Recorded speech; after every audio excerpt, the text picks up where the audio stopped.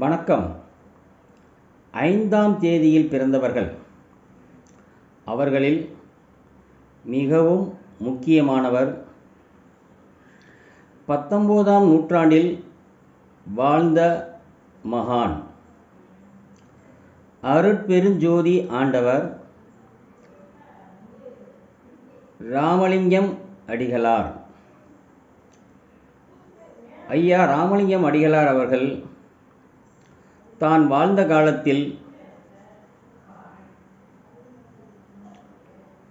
சிறு வயது முதற்கொண்டே கல்விச்சாலைக்கு செல்லாதவர்.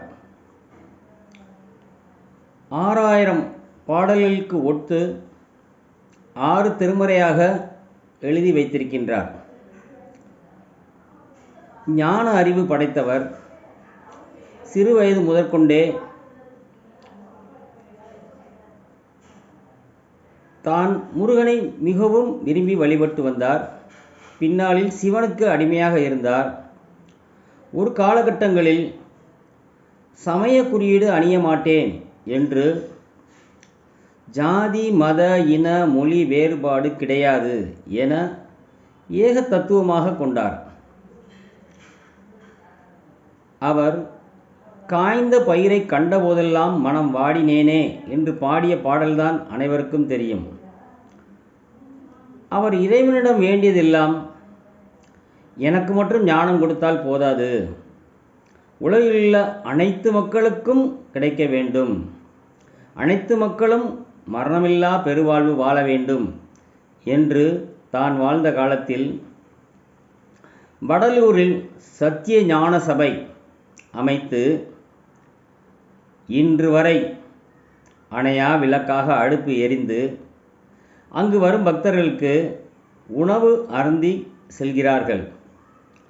பசியின் கொடுமை அவரை மிகவும் வாட்டியதனால் தான் அனைத்து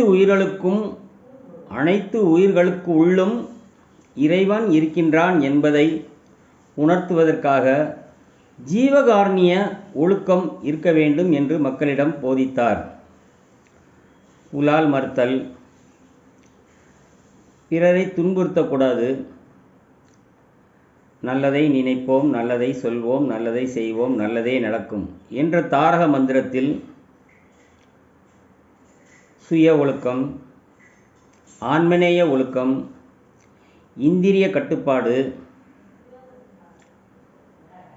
நேர்மையாக வாழ்தல், புறம் பேசக்கூடாது போன்ற அனைத்து தத்துவங்களையும் சொல்லிக் கொடுத்த ஒரே மகான் ராமலிங்க வள்ளலார். அவர் பிறந்த இந்த நாளில் அவரை நினைத்து வணங்குவதற்கும் போற்றுவதற்கும் தகுதியானவர் அவரே. அவர் மேலும் தன்னை வணங்க வேண்டாம், என்னை ஒரு வழிகாட்டியாக வைத்துக்கொண்டு உங்களுக்குள் இருக்கும் இறைவனை புருவ நாடியில் கொண்டு வந்து ஜோதி வடிவமாக வணங்குங்கள், ஜோதி வழிபாடையே நான் விரும்புகிறேன் என்று அவர் ஜோதி வழிபாடுக்கு முக்கியத்துவம் கொடுத்ததால் அவர் அருட்பெருஞ்சோதி தனிப்பெருங்கருணை அருட்பெருஞ்சோதியானார். வாழ்க வள்ளலார். வையகம் இருக்கும் வரைக்கும் வள்ளலார் புகழ் செழிக்கும். நன்றி, நன்றி, நன்றி.